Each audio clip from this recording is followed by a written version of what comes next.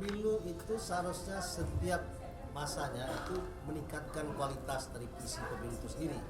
Nah, kita berharap pada pemilu 2029 ini itu kualitas DPR, DPRD ya, tingkat 1, tingkat 2 itu juga mulai meningkat. Oleh karena itu kita berharap bahwa sistem ini tidak hanya berdasarkan atau difokuskan kepada parliamentary threshold, tapi juga kemudian mengubah sistem pemilu ini sehingga memberikan peluang kepada partai politik untuk menyusun orang-orang yang berkualitas di partai masing-masing untuk dicalonkan menjadi calon legislatif unggulan. Selama ini pemilu itu seperti pasar bebas ya. Orang yang bagus nomor 1, aktivis di partai, mungkin wawasannya oke, hanya kalah pada modal atau kapital, sehingga tersingkir dan dimenangkan oleh orang yang tidak mengikuti proses berpartai dan mengembangkan partainya sama sekali, kemudian menjadi anggota DPR seperti yang kita lihat hari ini. Nah, oleh karena itu seharusnya ada peran partai politik juga dalam meletakkan seseorang menjadi calon jadi seperti dulu. Nah, kami dengar bahwa di DPR sekarang sedang berkembang wacana atau usulan untuk mengcombine itu. Jadi ada yang hak partai, kemudian juga ada urutan suara terbanyak atau setengah terbuka. Maksudnya adalah kalau misalnya satu partai mendapatkan 2 kursi, maka kursi pertama diserahkan kepada urutan nomor 1, kursi berikutnya ke suara terbanyak.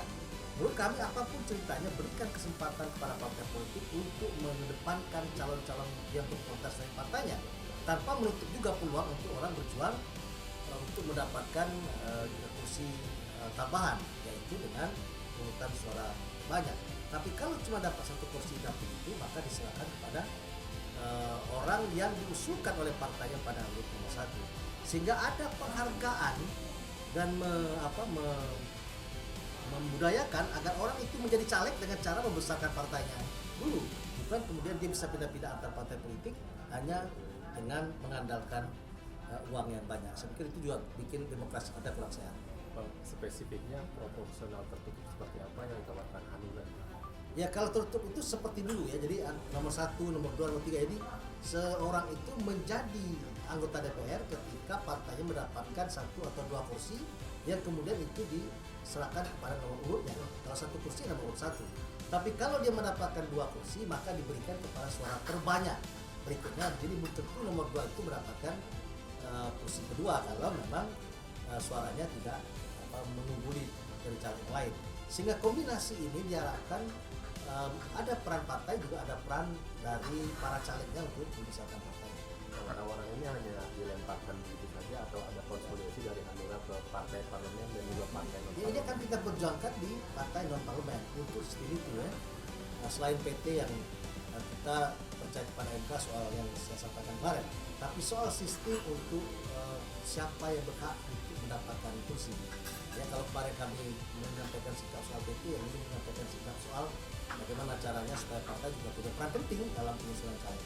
Tapi MK kan sudah memutuskan terbuka, Bang. Bagaimana langkah selanjutnya? Oh ya, putusan Mahkamah Konstitusi pada tahun 2023 yang lalu, salah satunya adalah saya yang mengusulkan untuk uji materi di MK, dan itu dibatalkan karena bukan dibatalkan tapi diberikan hak itu kepada pembuat undang-undang, itu judulnya. Jadi kembali ke pembuat undang-undang, kalau pembuat undang-undang kemudian mau merubah itu menjadi proporsional tertutup atau setengah terbuka, saya pikir MK tidak akan mungkin membatalkan karena itu ada setengah terbuka yang berbeda dengan maksud yang terbuka yang pernah kami uji di Mahkamah